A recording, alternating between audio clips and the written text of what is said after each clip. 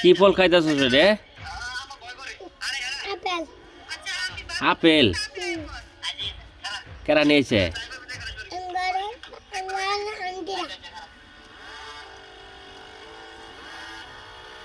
দিনে মনে কয়বার খাস? 5 বার। 5 বার খাবার পাস? কয় কেজি চাইলে ভাত খাইতে পারস? 1 কেজি চাইল?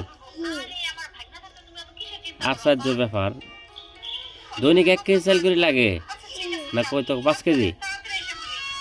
5 কেজি। দৈনিক তোর ভাত কয় কেজি চাউলের ভাত লাগে? 1 কেজি। 1 কেজি? আর 5 কেজি কইলি? বয়স কত হবো?